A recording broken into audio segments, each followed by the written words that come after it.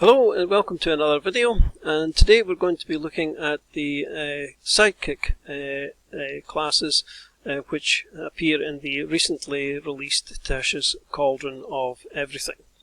If we have a look at Tasha's and the Dungeon Masters section of Tasha's, in the Dungeon Masters tools we can read all about the sidekicks and how to create them. They're not in the player's manual because they need to be edited in order to be usable, and since the players can't edit them, there's no point in having them in the player's section. So you'll only find them in the Dungeon Master section of Tasha. If we have a look at the classes, you'll see there are three. There's the Expert, the Spellcaster and the Warrior. Of these, the Spellcaster is probably the most complicated, so we'll look at that in detail. And the first thing you want to do is to make a copy of the class. Once you've got that, you can open it up. We can close that window. You can see that it's just basically the same as any other class. It's got a table in it giving you all the levels, the benefits they get at each level, their class features, etc. And the important bit here is the Other tab, which you need to click in so that you are in a position to be able to edit the class itself. Now, before we can do any editing, we need to know on what kind of NPC the expert or the spellcasting expert is, or sidekick is based on. So if we open up our NPCs here now, that basically you can use anything with a challenge rating of a half or less. For a spellcaster, they need to be able to speak. So we've chosen Kobold just for fun, and we'll create a Kobold spellcaster. So we want to make a copy of our Kobold NPC as well, because we want to be copying some stuff from this. So now that we've got that, we can begin to edit the class itself. And the first thing we need to look at, if we unlock this, first thing we need to look at is the hit dice per level. It defaults to 1d4 because we have to have something in there, but the Kobold uses a d6, so we just need to change the 4 to a 6, and that's all we need to do as far as hit dice per level is concerned. The next thing we need to look at here is the saving throws, and there's a choice. Fantasy Grounds won't pop up a choice box for this, so we need to actually tell Fantasy Grounds what the actual or what the actual saving throw is going to be. So in this case, let's make it Intelligence. So we just need to delete what's there and add in the Intelligence for the saving throws.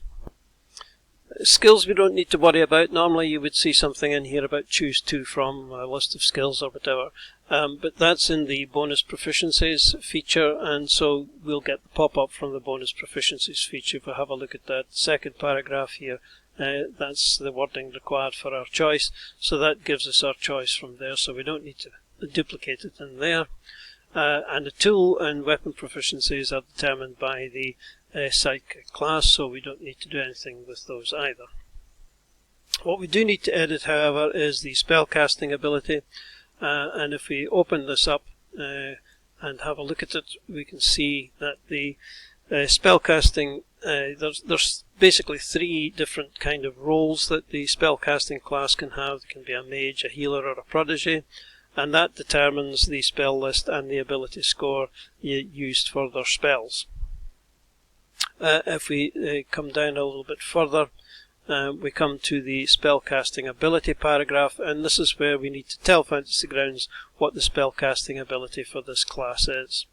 You can see that the wording here says that it depends on the choice for your spellcasting table. So if we look up the spellcasting table, we can see that Intelligence is the ability required if we're going to make a wizard. So let's make a wizard. So we need to remove the sentence here just after the spellcasting ability. We need to take that out, and we just need to type in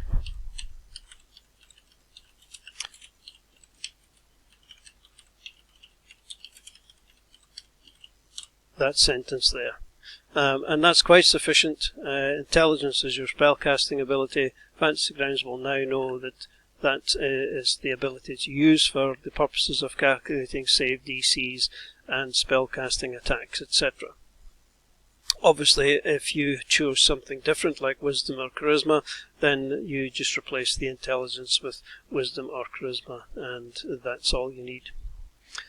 So that's pretty much all you actually need to edit here. There's nothing else really that you need to do. I mean, you can go in and you can change stuff in here, add more images or whatever.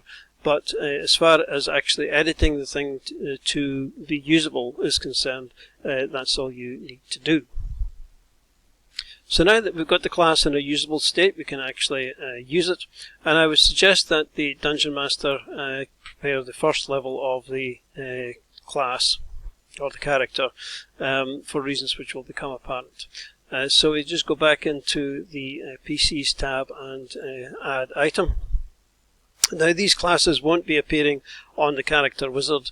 There's just too many variables and complications for it to be usable in the character wizard, so we'll be using the traditional drag and drop method to create these characters. So we can give our character a name, and then the first thing we would do, as we would do in any character creation, is to add in the ability scores. The ability scores are determined by the base NPC, so in this case the Kobold. So we just go down and add in the ability scores that the Kobold possesses. And once we've done that, we are ready to drag in the first level of the Spellcaster class. We never gave this a name, so we can actually change that now if we'd like.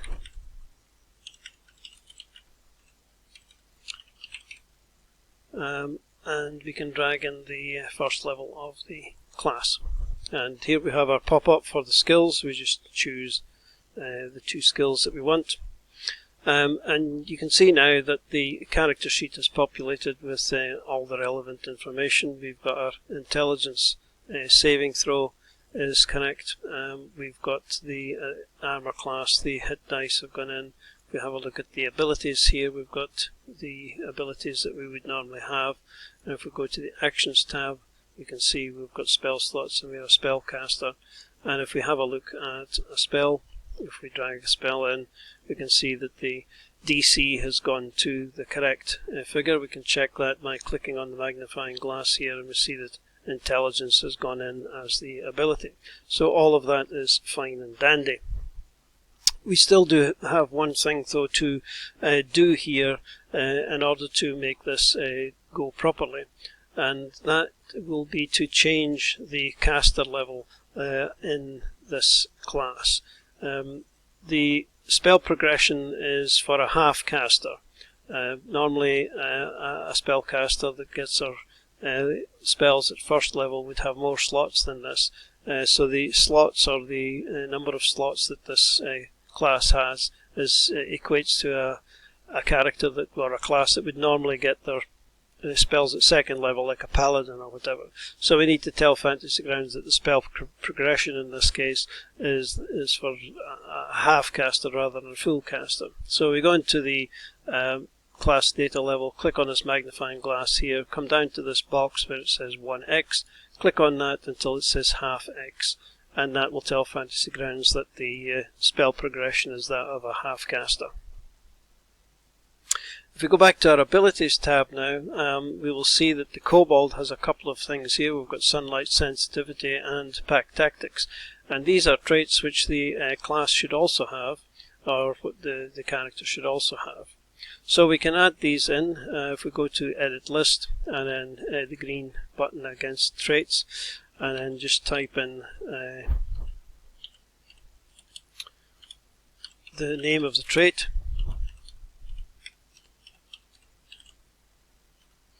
If we stop editing, we can then open this up, and then we can simply copy the text from the NPC and put it into there, and we now have our trait added into our class. This is one of the reasons for my suggestion that Dungeon Master do this, is because the players won't, even if you share the kobold with the players, they won't be able to do this because they won't be able to access the kobold to be able to do it. So it's easier if the Dungeon Master does this.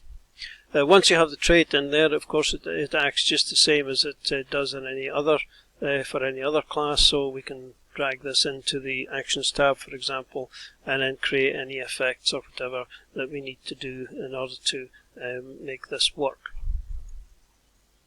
So I think that's it really as far as creating is concerned. We can give the character a portrait, and it's ready for the player to take it over.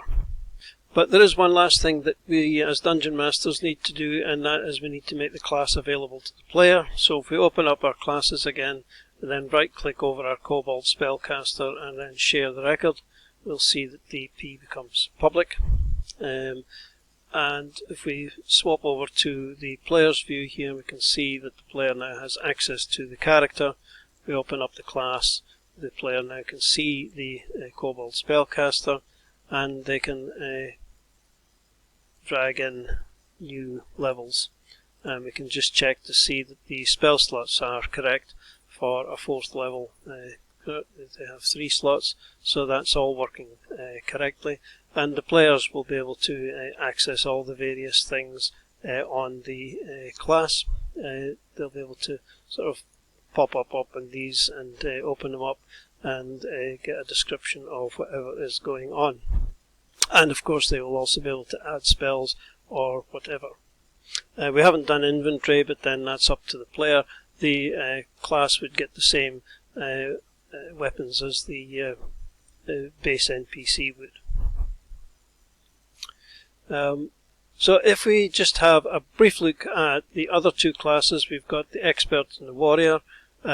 If we open up the Expert, there's nothing really very much here that needs to be edited other than the hit dice. The saving throws will need to be edited, but there's nothing in the features that need to be changed. These are all just basic features, so the only 2 things you really need to change in the Expert is the hit dice per level and the saving throws, and it's pretty much the same story for the Warrior. We'll have a look at that as well. Again, the hit dice would need to be changed, and the saving throw here would need to also be edited. Everything else will work automatically when you share it with the player. So I think that's it. If you've got any questions or comments, then leave them in the comments below or post them on the forums, and I'll answer the questions there. But thanks for watching in the meantime. Cheers for now.